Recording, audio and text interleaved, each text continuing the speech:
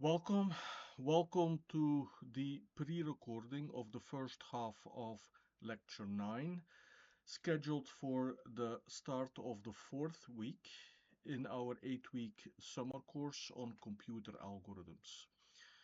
We started the introduction of divide and conquer, a very important design technique to make new, very efficient algorithms that when you would solve in the straightforward manner a problem, you would have quadratic time. But with divide and conquer, we can reduce to subquadratic time.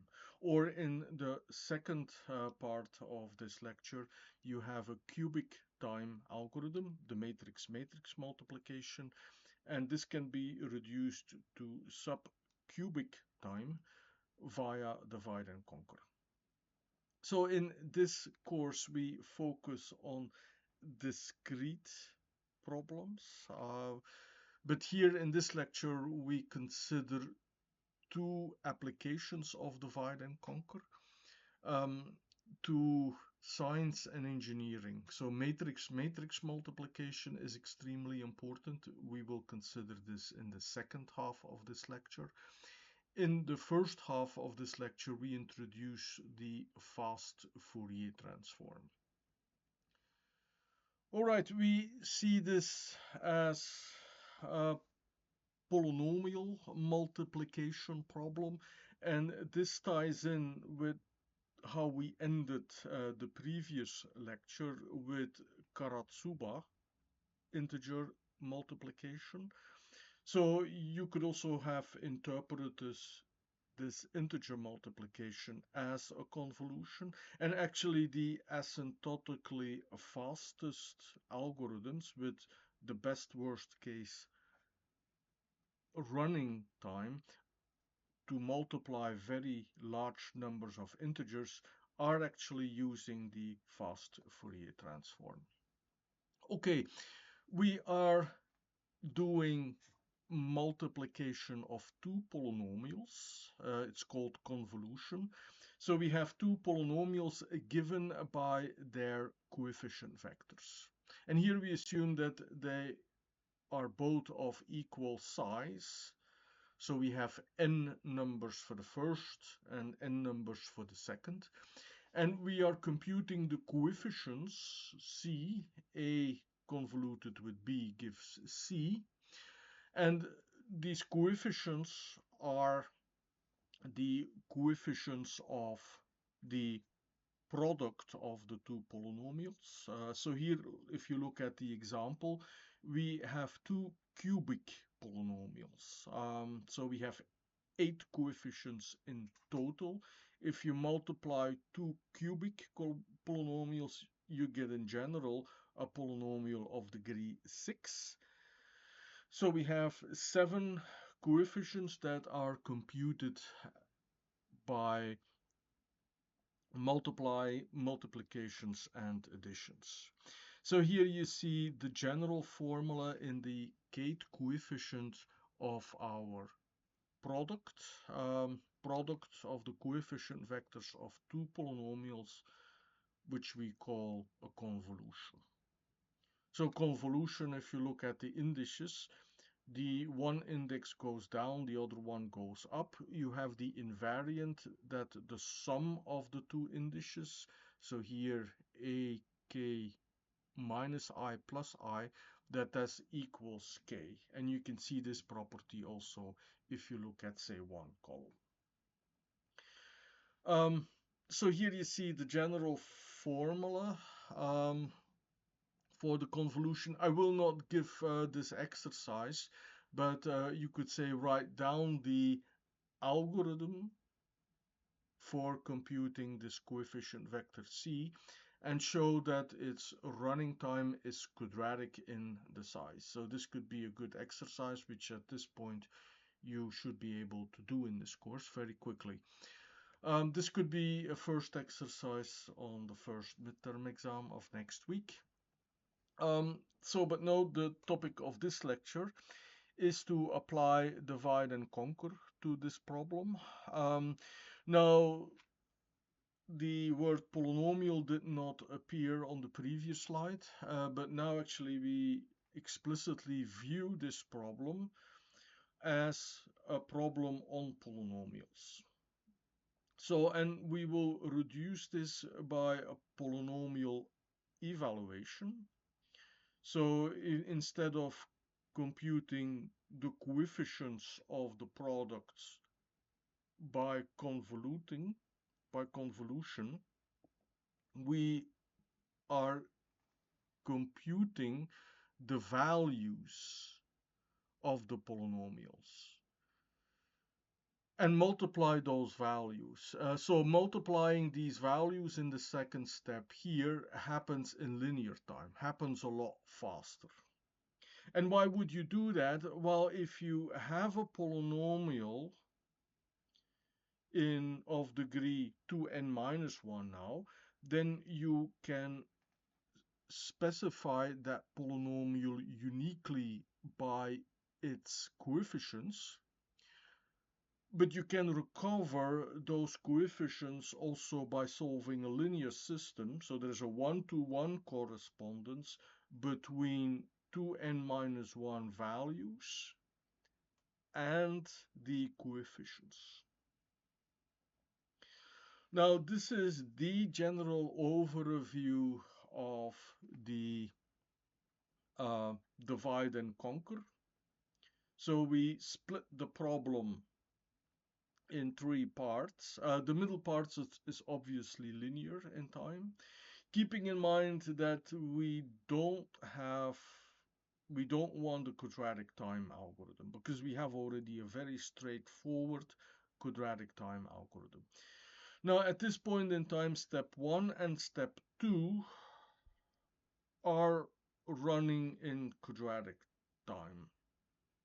So the point of the remainder of this explanation here, in the next half hour or so, I will say that there is an algorithm to solve the evaluation problem in n log n time, and also solve the third part in n log n time. But first I have to say something about polynomial interpolation. So here is the Lagrange form of the interpolating polynomial. So the Lagrange interpolating polynomial is unique provided that all the interpolation points are unique. So where we evaluate, it will matter, but what certainly matters is that we don't evaluate twice at the same point, which is kind of common sense. We don't do that. So there is a unique solution to this problem. There is a unique solution, and it also runs in quadratic time. So that's actually the first, the part of the first exercise. Write a pseudo description. So the algorithm is essentially here. When you were introduced a very long time ago to algorithms, an example of an algorithm is a formula. So you should translate here this big pi, which is the product, as an algorithm which runs in linear time. Obviously, you skip one coefficient, but you compute the value of the Lagrange polynomial of that L here, which is actually a 1-0 flip. You can see that because of this property, that if you plug in the interpolation point, all the Lagrange polynomials vanish except the Lagrange polynomial which corresponds to that point. And that makes that it becomes a 1, and then there is only one term surviving in this sum. With this, you can also show that there is a unique solution. So the coefficients are kind of strange here, but there is a unique way to compute them, provided, of course, that of course, if you have common sense, you do not evaluate twice at the same point. Why would you do that? Also here, this algorithm, this runs in quadratic time. So that's the second part. You have to show that you do n steps, and each step is again a loop which requires n steps. You have to state this explicitly. Okay, now there is a unique solution for the polynomial evaluation problem for any choice of coefficients. You can do it a lot faster if you pick your interpolation points in a very structured manner. And that is what we're going to do now. So we're going to look at the roots of unity. So essentially the roots, which equation are you solving here? Well, here you're solving that x to the power 8 equals 1. And listing all roots of that very specific polynomial x to the power 8 minus 1 is just chopping up, slicing a pizza, if you like, in 8 equal pieces. So you compute 8 angles. So the first angle is actually 0, but then here you see this theta. So I'm using here the notation because in this lecture we are mainly not so much interested in the applications and the connections with engineering. So in engineering you will often see that the first root of unity has a negative exponent. This is because of the clocks. If you here this convention goes counterclockwise. If you go here now clockwise, you go to the inverses. You can see in a more fancy language that these 8 complex roots form a multiplicative group. So if you are multiplying 2 of the roots, you are turning here now counterclockwise. If you start dividing them, you go counterclockwise. So for every root of unity, for every omega I, we have an inverse. It's obvious if you look at the exponent wise. So this is the complex plane. So W2 here is the imaginary unit, and you can transform. So these are actual numbers, even though what you see on the slide are only symbols, but you can compute the numbers as actual complex numbers. Complex arithmetic is, by the way, critical in science and engineering. It's not so complex, and these numbers are actually not imaginary. That's kind of an awkward word. They're existing, of course, in our imagination, but they are very real in applications. Okay, here is another exercise to let you dwell at the property that will matter a lot for divide and conquer. We will reduce problems to smaller problems.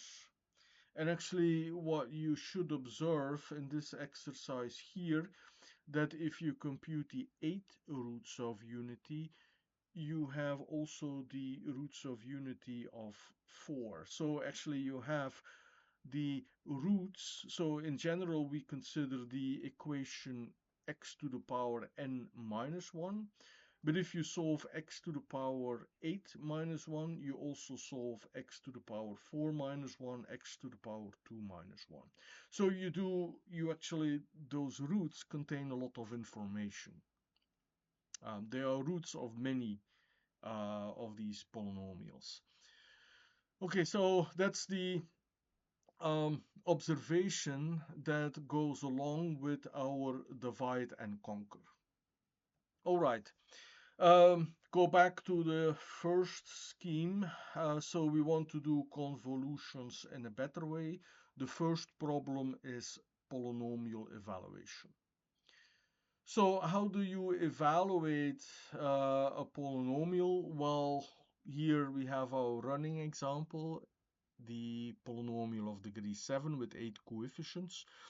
You do it from low degree to high, and you accumulate actually the powers. There's a better way to do this with Horner, but here in this divide and conquer, we split the polynomial in two. So, and we are collecting the even and the odd monomials. So for simplicity, think of an even number of monomials. They split evenly in half. And you see that if we are evaluating, we have an even part and we have an odd part.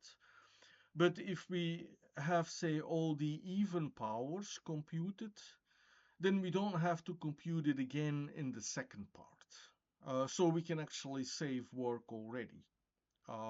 So we have the even and the odd. So the z here is this x square. And if you see how this translates for the roots of unity, because we're going to evaluate at the roots of unity, we're going to compute the product of these evaluations and then reconstruct the coefficient vectors. So that's still the global picture here. Now we observe more properties. So which roots of unity do you need? And this is where the exercise 2 comes in. You see that we started with all the roots of unity, the 8 roots of unity. But if we split this up in even and odd, we actually went to from x to the power 8 minus 1. We replaced x by z, z is x squared, so we have the fourth roots of unity, which are precisely these roots here. Okay? And we can then simplify even further. So we have this clock arithmetic, this modular arithmetic. So the seventh root of unity to the power 2 is actually the sixth root of unity. So we have this group structure of 8 elements in this multiplicative group. We work over a finite number. All right, now comes the punchline. How efficient is this? Well, look at what we are doing. We are evaluating a polynomial at 2 endpoints, evaluating 2 polynomials of half that size. So in some sense, that is half of the time. And then we have to make the sums, and the sum, we do the even and the odd, summing everything up of the even and the odd ones at all the roots of the unity. That is linear time. So this is here the main property, and that the time for 2n endpoints is bounded by twice tn, and t, the capital T, is the worst case running time to evaluate a polynomial of degree n. And then we have to take the sums. We have to take the sums of the even and the odd. So going back to the algorithm here is the algorithm essentially explains for n equals 8. So I didn't give this exercise, but I think that in between, one could actually write the pseudocode for the algorithm for general n. So we have the evaluation of half, 2 polynomials of half the size, and then we have to make all these sums. Now, making the sums, you can see that there is actually one addition and one multiplication in every step. So that's actually n sums where we need a constant amount of time. So taking n sums of the even and the odd, Note that these are half polynomials, so why do you do this now twice? So it seems actually that this is redundant. But again, here, if you look, you have the first half, and then you have the second half. So there are two parts in this. So these two slides should be read next to each other. Okay, and that's it. Because we have demonstrated last time, so we have proven this time this theorem already formally last time. I could have listed on the slide again the proof to keep the lecture self-contained, but you can take this here as a major theorem that if you have this recurrence, and now I write this in the recurrence as we derived it, if you consider 2n and n, same as n and n over 2. Also, the O of n doesn't really change. 2 is just a constant. So we have an n log n algorithm for polynomial evaluation, which is kind of interesting, no? All right, half of our work is done actually, and I'm about half of our allotted time. So the component-wise multiplication of the values is linear time, but now I need to reconstruct via polynomial interpolation from the function value. I need to compute the coefficients. In general, this is an operation that is requiring quadratic time. At this point, you have solved exercise 1. There is an algorithm for doing this, for solving this problem, but we are not happy about the quadratic running time. All right, more properties about the roots of unity. So if we factor a polynomial, we know that x to the power n minus 1 or x to the power 2n minus 1 has the root 1, so we can factor this out.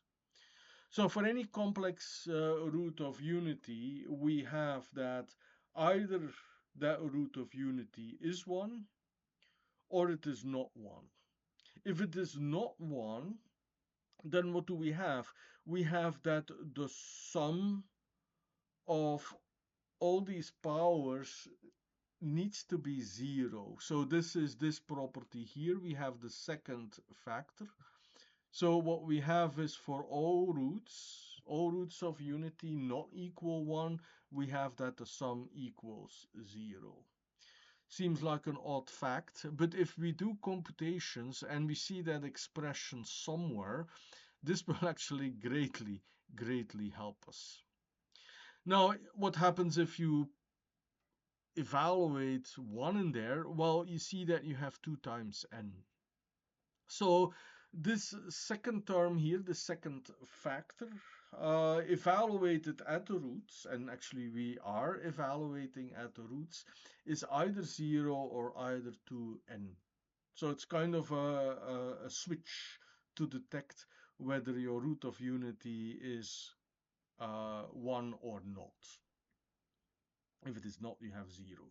So these are additional polynomials, if you like, that characterize the non-trivial roots of unity. If we say that one is not trivial, but it's so useful to us, so common to us, our well-known 1, if you're different from that 1, we have here a polynomial that will tell it. It will be used to reduce, to save us operations. All right, this is a little bit an intimidating slide. So interpolation by evaluation. We have evaluated at the roots of unity. So here I could have formulated this in general terms. The general formulas will follow. So we have 8 function values, the big C's, and we want to compute the little c's. So what do we have? The big C's are actually the function values. We have 8 of them. And we also have 8 coefficients. So we are going to solve a linear system. So if you have taken linear algebra, that should make you happy, but it's a very specific linear system. Again, if we are going to solve that linear system, it's probably not a good way to think about this because solving linear systems is cubic time. So, but we're going to solve a linear system that's highly structured, not in n squared time, but in n log n time, even better, subquadratic time. Okay, how do we do this? Well, we are making another polynomial d. Why do we do that? Well, be a little bit patient. So we're going to build a polynomial d where we put in all that is made by all the evaluated big C's. So, like this is already not terrible enough, we write it out. So you can see that we plug in each time the roots of unity. And of course, we're going to simplify because I already said that if you have the 7th root of unity to the power 2, this is actually the 6th root of unity. So it looks like there is a lot of structure here, and indeed there is a lot of structure. So we have only 8 different numbers. And here actually you see all these different powers. There are actually many different powers, 8 by 8. Well, the one is not different, but there are too many different numbers. Let us rearrange the coefficients first. So what we actually want, it's not so much that this is important, all the monomials. We actually want to make the connection with the d and the unknown coefficient c. So we can regroup. So all the monomials c naught here, put them up the same. And then we have polynomials with coefficients that are powers of our roots of unity. Again, you can already see that you can simplify even more. Let's do this. So this gives us now a further simplification using the fact that we have roots of unity and that we can do this clock arithmetic. What comes clear, perhaps I should wait a little bit for something to become clear, is that you can start to see patterns coming up. So we have 1, omega 2, omega 4, omega 6. So we have the even powers coming in. So if we do this multiplication on a problem with 8, we actually are doing 2 problems of size 4, and there will be a lot of similarity in between these 2 problems. So we are not going to do twice half the number of work, which would save us nothing, but we're going to do twice half of the work, and we will actually do half of the work that is shared. So that's kind of the intuition why this is all working. So if we simplify even more, so we are using now this, it seems like we're going backwards. So if we have simplified more, we actually see that all the exponents here are the same of the roots of unity. So we see the roots of unity appearing in the columns here, and this by their same power each time. So we're taking powers of roots of unity. All right, and then we have the property that will actually make that it will collapse. If we evaluate now the polynomial d, this polynomial d here at the roots of unity, then by this property, and in some sense I should go through this 8 times. So the first line is, for example, obvious. If you replace x by 1, you have 8. if you replace the x by the first root of unity, you have all the powers that are showing up. So you have all the powers, so it means that actually you have the sum of all the powers. And that is 2 times n or 0, so you can kind of deduce from that that you have 8 times the coefficient. So there's only one term, so there are many terms here, but there's only one term that survives. And the term that survives is the one where there's only one different, distinct coefficient, little c. And that's actually the one we're after. That's the one we want to do. Okay, I'm explaining everything for 8. Perhaps it's a good exercise to do everything by 4. So that's only half of the work that I have done. If you are in doubt of this, run everything by 4 and redo everything. If you're even more ambitious, do everything with 16, and you will see that you derive the same properties. We recovered the coefficients by evaluation. That's what we did. So, and where does this ring a bell? Well, you know what? We should just shown that polynomial evaluation. So evaluating this polynomial d. So here you see the polynomial d defined in all its glory. So it contains the evaluate polynomials, the product of these two, at the roots of unity as the coefficients. So here you see it very explicitly.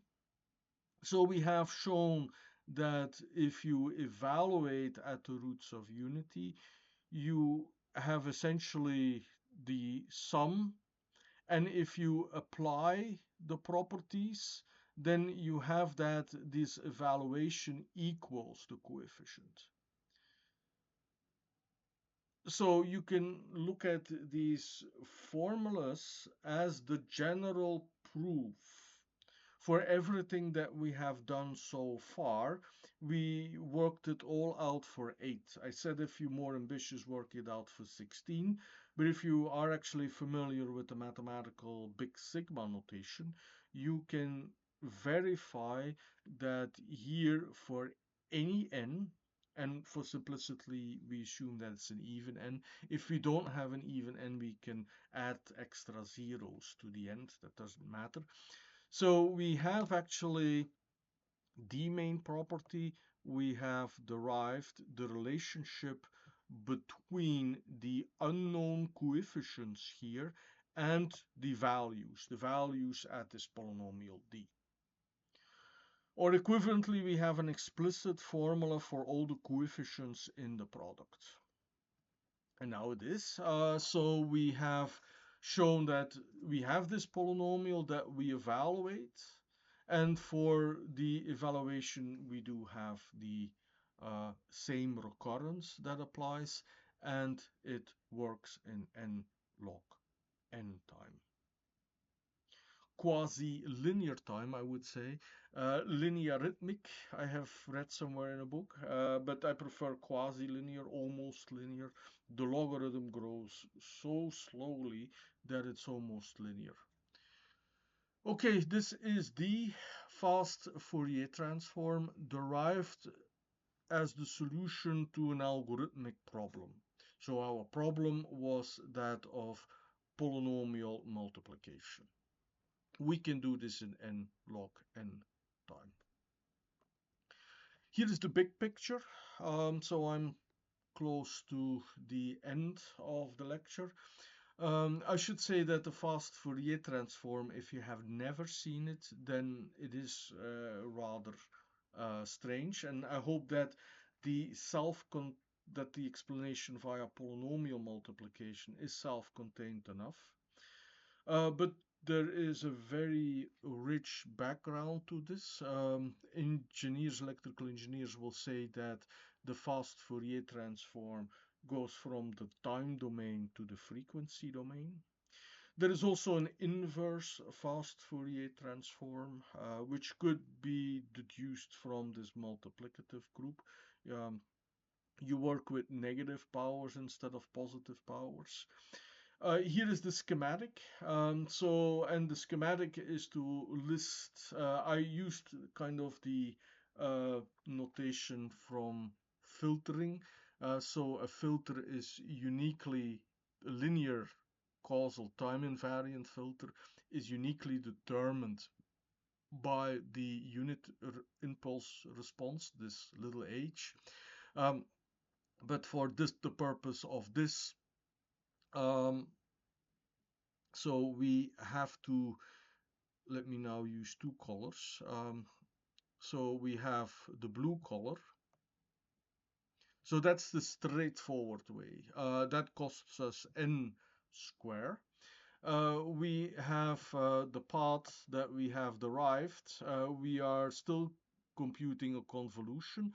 We do the fast Fourier, the component-wise product, and then we arrive back to where we want to be, to the convolution.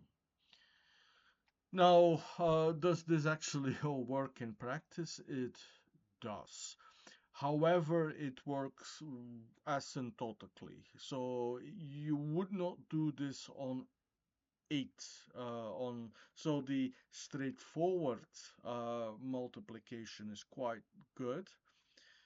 For integer multiplication, and that's also a form of polynomial evaluation, you actually do Karatsuba, and then you have the crossover point in practice. This is very important for practical realizations. You then use the n log n fast Fourier transform. So this is the big picture in this lecture. I hope that my explanation was clear. The fast Fourier transform we see here in this course, just as an illustration of divide and conquer, the fast Fourier transform is important enough. It's one of the top algorithms in science and engineering. It's important enough to actually merit almost many lectures, and because of its relevance. And the implementation is also far from trivial. Okay, I will finish off with one lecture, with one extra exercise.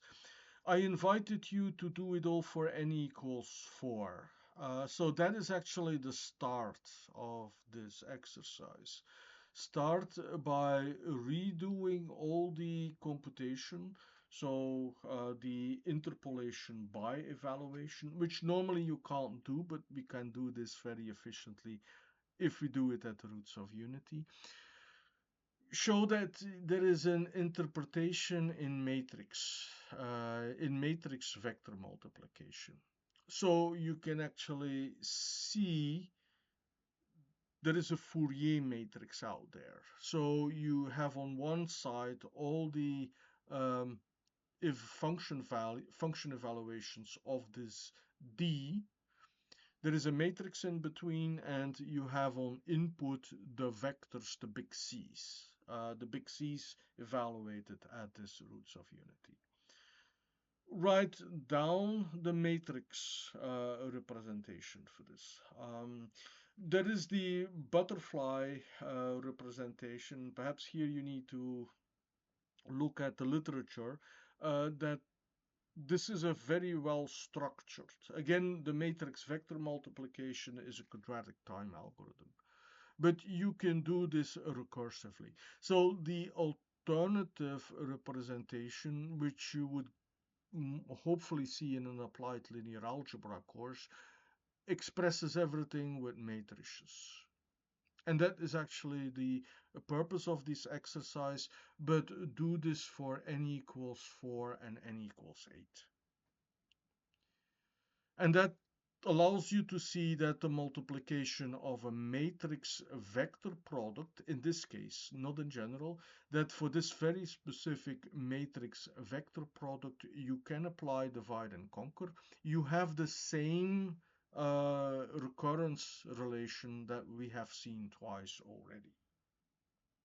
So that's the purpose of this exercise, which I hope you will do, and this will bring some insight in the derivation of the fast Fourier transform. Okay, I hope this lecture was interesting. We will start the next lecture with a method to solve recurrences and then derive a subcubic algorithm for matrix multiplication.